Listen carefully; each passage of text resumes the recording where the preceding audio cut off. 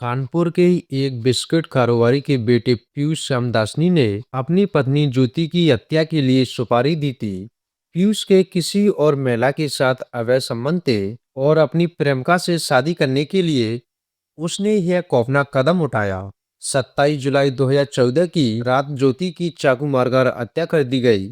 आइए जानते हैं, लेकिन इससे पहले वीडियो में आगे बढ़ने से पहले आप सभी से एक ही रिक्वेस्ट है कि वीडियो को लाइक कर दीजिए और चैनल को भी सब्सक्राइब कर दीजिए ताकि मेरा हौसला और बढ़ता रहे। तारीख थी 27 जुलाई 2014। मौसम में भारी उमस और वक्त रात के लगभग 11 बजे का। जगह थी यूपी के कानपुर का समरूप नगर इलाका। रात के अंधेरे में और बदहवास हालात में एक शख्स पुलिस थाने पहुंचता है। पूछने पर बताता है कि वह अपनी पत्नी के साथ रेस्टोरेंट में खाना खाने के लिए जा रहा था कि तभी रास्ते में चार अज्ञात लोगों ने उनकी कार के सामने अपनी बाइक लगाकर उन्हें रोक लिया। इसके बाद उन्होंने उसे गाड़ी से उतारा और उसके साथ मारपीट की।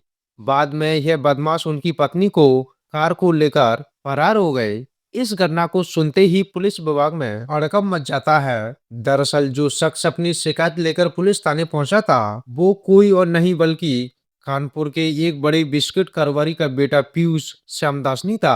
पुलिस तुरंत हरकत में आती है और पीयूष की पत्नी की तलाश शुरू हो जाती है। करीब 2 घंटे बाद पीयूष की पत्नी ज्योति श्यामदासनी कल्याणपुर पनकी रोड पर कार के भीतर खून से लथपथ हालात में मिली थी। ज्योति को चाकुओं से गोंदकर मारा गया था। चाकू के 4 वार उसकी गर्दन और 4 वार पेट पर किए गए थे।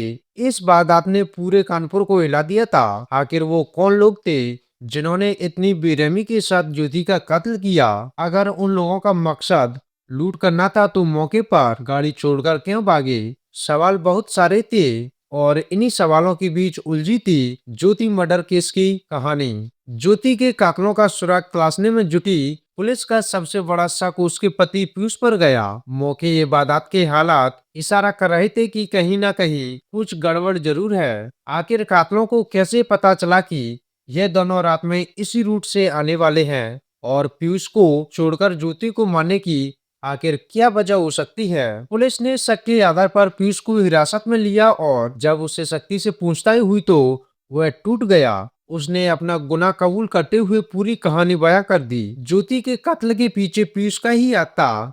कत्ल की इस वारदात को अंजाम देने के लिए उसने अपनी पत्नी के नाम पर सुपारी दी और कत्ल की वजह थी पीयूष के एक महिला से अवैध संबंध। पूरी कहानी कुछ इस तरह थी।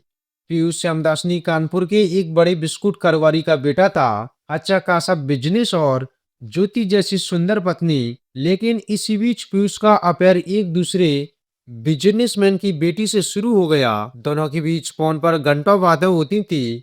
एक दिन जब पीयूष की प्रेमिका ने उसे अपनी सगाई की खबर बताने के लिए फोन किया तो इत्तेफाक से फोन ज्योति ने उठा लिया और उसकी सारी बातें सुन ली। ज्योति ने फोन पर ही पीयूष की प्रेमिका को खूब करी कोटी सुनाई और यही नहीं, उसके कत्ल की स्क्रिप्ट लिखी जाने लगी। दरअसल ज्योति की डांट सुनने के बाद पीयूष की प्रेमिका ने उससे कहा कि अब बर्दाश्त नहीं होता, अपनी पत्नी को रास्ते से हटा दो ताकि वो दोनों हमेशा के लिए एक हो सकें। इसके बाद पीयूष ने ज्योति के कत्ल का प्लान बनाना शुरू कर दिया।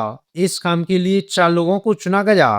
पीयूष की प्रेमिका का ड्राइवर अवधेश, रेनू, कन्नौजिया, सोनू और आशीष। प्लान के मुताबिक 13 जुलाई 2014 को पीयूष को अपनी पत्नी ज्योति को बहाने से घर से दूर ले जाना था जहां यह चारों उनके कत्ल को अंजाम दे।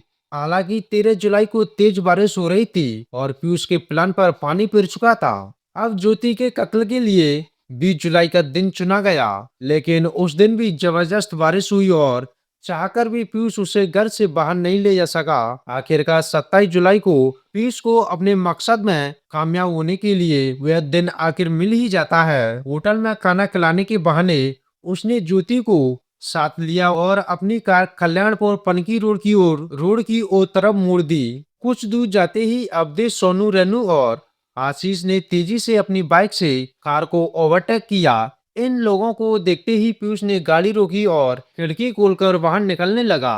तब तक ज्योति को भी एहसास हो गया कि उसके साथ कुछ गलत होने वाला है। उसने पीयूष से कहा कि तुम ये अच्छा नहीं कर रहे हो। ज्योति ने पीयूष को पकड़ लिया और उसे रोकने की कोशिश की। इस कोशिश में पीयूष के कुछ वाल टूटकर ज्योति के हाथ में आए। उसकी टी-शर्ट के कुछ बटन भी टूट गए, लेकिन पीयूष को ज्योति पर रहम नहीं आई। इसके बाद चारों कातिल ज्योति को अगवा कर गाड़ी के साथ मौके से भाग गए। थोड़ी दूरी पर इन चारों ने चाकू मारकर उसका कत्ल कर दिया और गाड़ी में लाश छोड़कर फरार हो गए। पुलिस ने पीयूष से पूछताछ के बाद उसकी प्रेमिका अवधेश रेणु और सोनू आशीष को भी गिरफ्तार कर लिया। कोर्ट में सुनवाई के दौरान खुलासा हुआ कि ज्योति के कत्ल वाली रात पीयूष और उसकी प्रेमिका के बीच मोबाइल पर 18 बार बात हुई थी। इतना ही नहीं, कत्ल से तकरीबन 6 महीने पहले तक इन दोनों के बीच कहीं कॉल और कहीं मैसेज का आदान प्रदान हुआ। निचली अदालत ने इन सभी 6 लोगों को ज्योति के कत्ल और साजिश का दोषी माना और उम्र कैद की सजा सुनाई।